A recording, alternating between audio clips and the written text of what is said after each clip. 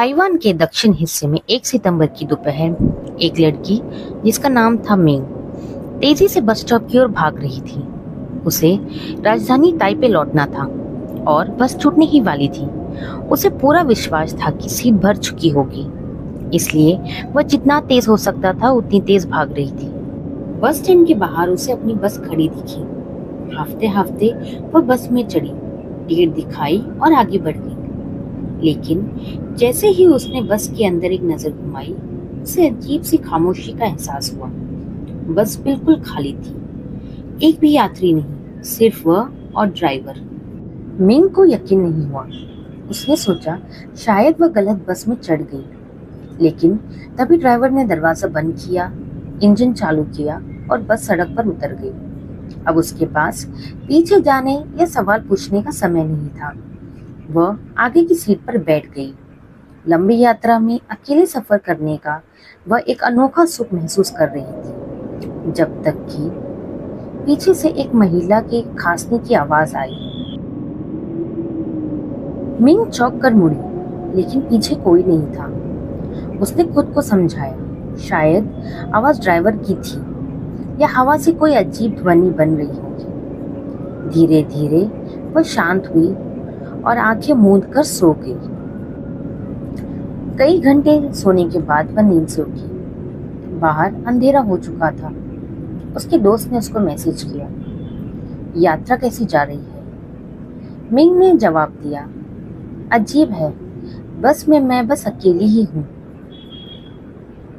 उसके फ्रेंड को विश्वास नहीं हुआ। उसने मैसेज किया, फोटो भेज। मिंग ने मोबाइल से फोटो लेने की कोशिश की, लेकिन फोटो बहुत ही धुंधली है। उसे फोटोग्राफी का शौक था, इसलिए उसने अपना हाई क्वालिटी कैमरा निकाला और एक अच्छी सी फोटो खींची। लेकिन जब उसने स्क्रीन पर जूम किया, उसके हाथ से कैमरा लगभग छूट गया।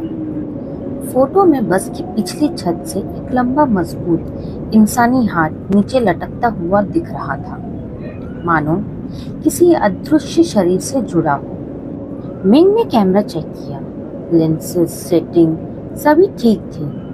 वह डर के मारे पिछली सीट तक जाकर घूम गई, लेकिन वहां कुछ भी नहीं था। और तभी उसका फोन, जिसमें अभी कुछ देर पहले एक बैटरी थी, अचानक बंद हो गया।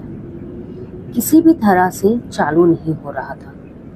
मिंग ने डर के कारण ड्राइवर को परेशान नहीं करना चाहा। वह बस धीमी गति में रात के हाईवे पर भाग रही थी। मिंग ने आंखें मूंदी और बस प्रेयर करना चालू कर दिया।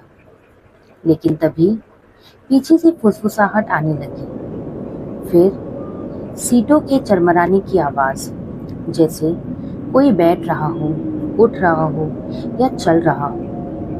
मिंग ने हिम्मत करके पीछे नहीं देखा। वह बस कान ढककर बैठे बैठे 3 घंटे का निकलने का वेट कर रही थी। जब बस ताइपे पहुंची और रुक गई, आवाजें अचानक गायब हो गई। मिंग जैसे ही उतरने लगी, ड्राइवर ने उसे रोककर पूछा, तुम ठीक हो? चेहरा पूरा लाल और पसीना पसीना हो। मिंग सोच रही थी कि बस निकल जाए, पर फिर उसे लगा, ये क्या हुआ? ये फोटो कैसे आई? उसने कैमरा दिखाया।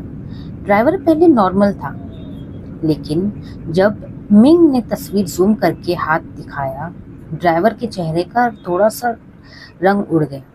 मगर उसने बस इतना कहा, ये तस्वीर किसी को मत दिखाना, समझे? मेरे काम पर असर पड़ेगा। मिंग ये सुनकर शॉक रह गई। ड्राइवर को ये सब नॉर्मल लग रहा था, जैसे वह इस बस में ऐसी चीजों का आदी हो। मिंग बस से उतर गई और उसके बाद जो हुआ, उसने कहानी को और अजीब बना दिया। घर पहुंचकर मिंग ने फोन चार्ज किया। जैसे ही फोन चालू हुआ, उसे बाहर से रोशनी दिखाई दी। वह खिड़की तक गई और देखा लोग लाल लालटेन लेकर सड़क पर चल रहे थे। उसे याद आया, आज 5 सितंबर यानी ताइवान का गोस्ट मंथ शुरू हो चुका था। माना जाता है कि इस महीने में परलोक के द्वार खुल जाते हैं और आत्माएं दुनिया में आ जाती हैं। 4 सितंबर को यानी पिछली रात आत्माओं के भटकने का दिन माना जाता है। कई लोग इस दिन यात्रा नहीं करते। लिंग को समझ आया कि बस भी इसलिए खाली थी और शायद इसलिए वह भटकती आत्मा से टकरा गई थी।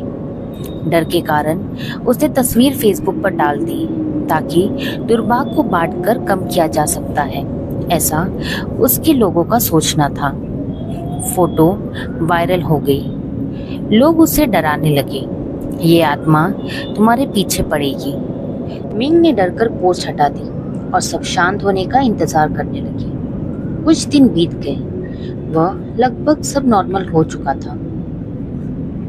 11 सितंबर को घटना के ठीक एक हफ्ते बाद मिंग को एक स्थानीय न्यूज़पेपर में खबर दिखाई दी।